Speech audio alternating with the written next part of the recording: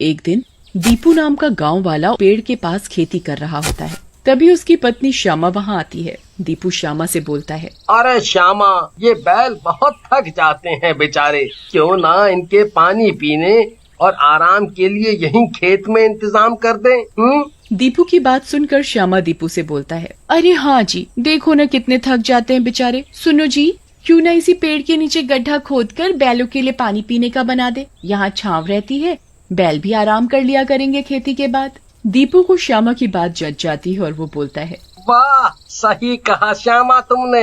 मैं आज ही इस पेड़ के नीचे गड्ढा खोद देता हूँ। फिर दीपू पेड़ के नीचे गड्ढा खोदने लगता है।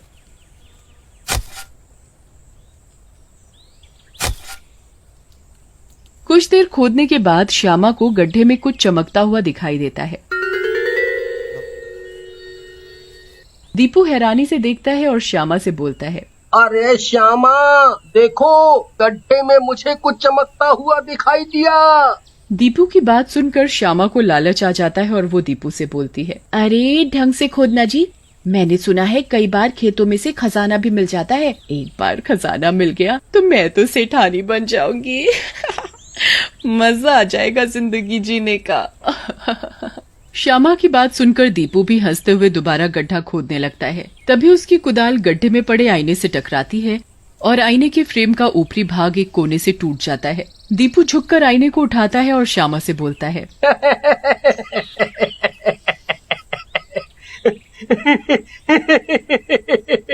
ये लो सेठानी जी खजाना।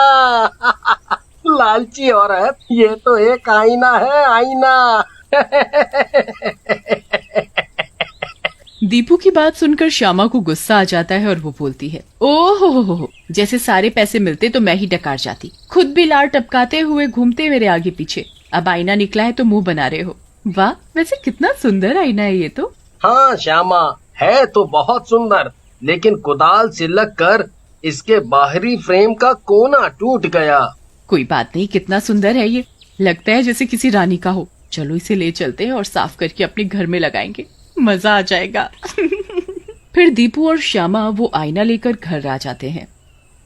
श्यामा आईने को अच्छे से साफ करके घर में टांग देती है और नहाने चली जाती है। थोड़ी देर बाद जब श्यामा नहाकर वापस आती है, वाह कितना खूबसूरत आईना मिला, चलो आज उसमें ही देखकर तैयार होती हूँ। आज इतनी सुंदर लगूंगी कि दीपू भी खुश हो जाए।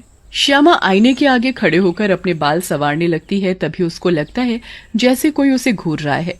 श्यामा डर जाती है, ये मुझे इतना डर क्यों लग रहा है, ऐसा क्यों लग रहा है कि मुझे कोई घूर रहा है, पता नहीं क्या चक्कर है। तभी आईने में से एक चुड़ैल का चेहरा श्यामा को दिखाई देता है, जिसे देखकर श्यामा घबरा जाती है और जोर से चिल्लाती है। श्यामा की आवाज सुनकर दीपू भी भागते हुए कमरे में आ जाता है और श्यामा से पूछता है, क्या हुआ श्यामा, क्यों चिल्ला रही हो इतनी जोर से, जैसे तुमने कोई भूत देख लिया हो? भूत नहीं दीपू, मैंने चुड़ैल को देखा, वो इस आईने में से मुझे घूर रही थी। श्यामा की बात सुनकर दीपू हंसने लगता है और बोलता है,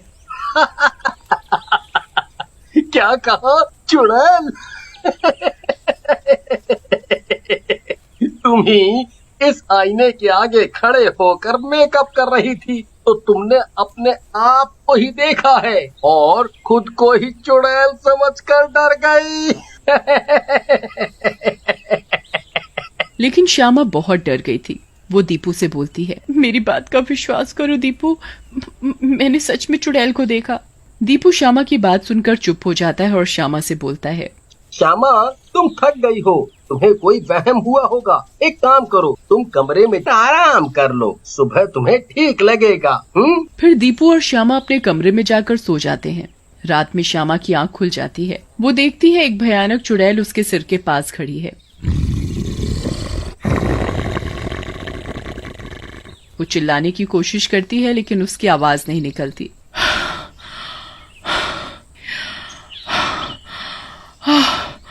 चुड़ैल हंसते हुए श्यामा से बोलती है,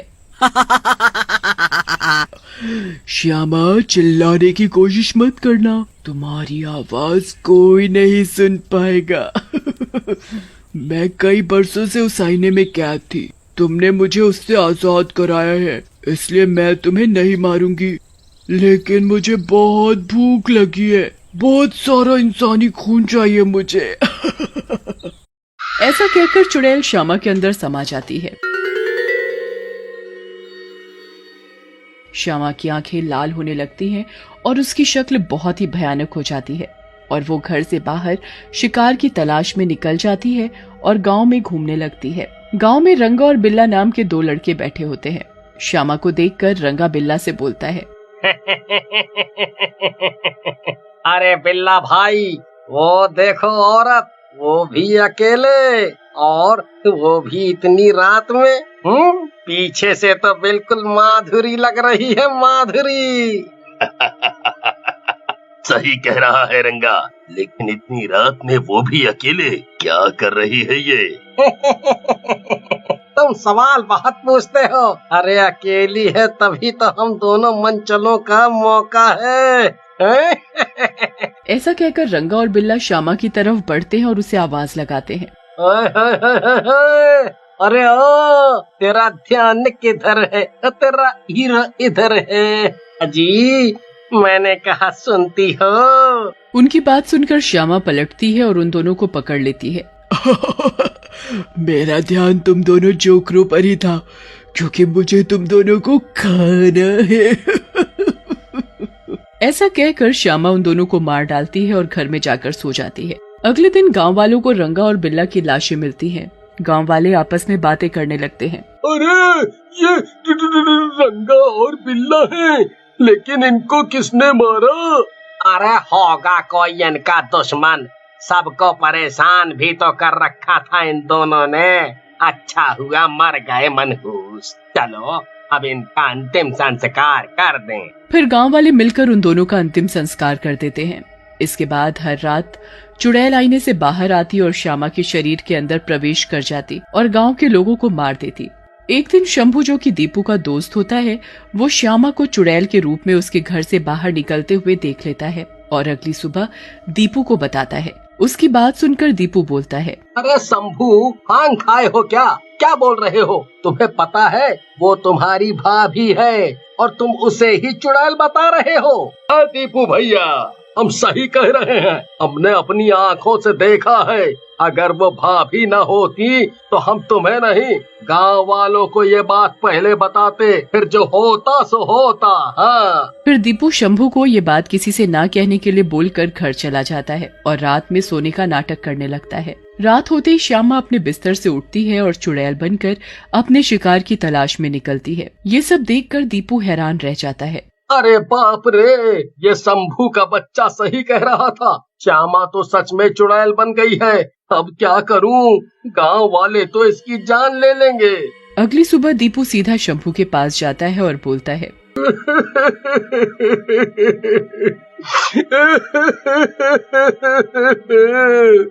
तुम सही कह रहे थे शंभू भैया, श्यामा पर चुड़ैल का साया आ गया है। मैंने कल रात अपनी आँखों से देखा, लेकिन ये बात गांव वालों को पता चल गई तो वो उसे जान से मार देंगे। मैं अपनी श्यामा को ऐसे मरने देना नहीं चाहता। तुम घबराओ मत भैया, गांव वालों के पता चलने से पहले हम कुछ ना कुछ सोच लेंगे। पहले ये सोचो ये समस्या कब से शुरू हुई है। हाँ। शंभू की बात सुनकर दीपू सोचने लगता है और उसे आईने वाली बात याद आ जाती है। वो शंभू को सारी बात बताता है, जिसे सुनकर शंभू बोलता है, हो ना हो दीपू भैया, ये चुड़ैल उस आईने में से ही आई है। हाँ, हमें जैसे भी हो वो आईना तोड़ना होगा। फिर शंभू और दीपू आईना तोड़ने के लिए घर के अंदर चले जाते हैं। जैसे ही दीपू आईने को छूता है, चुड़ैल आईने से बाहर आ जाती है और दीपू और शंभू को पकड़ लेती है। मैं बड़ी मुश्किल से बाहर आई हूँ इस आईने से। मैं तुम्हें इसे छूने भी नहीं दूंगी। मरोगे तुम दोनों। आज तुम दोनों को ही खाऊंगी। लेकिन तभी वहाँ श्यामा आती है और आईने को नीचे पटक देती है। आईना टूट जाता है। आईने के टूटते ही चुड़ैल भी जलने लगती है। चुड़ैल, तुझे ऐसा नहीं करना चाहिए था। ये मेरे पति हैं, इनको कैसे छुआ? अब मर। थोड़ी ही देर में चुड़ैल पूरी जल जाती है। श्यामा, अब से हम कभी लालच करके कोई लावारिस सामान घर नहीं लाएंगे और ना ही उसे हाथ लगाएंगे कभी। हाँ जी, सही कहा आपने।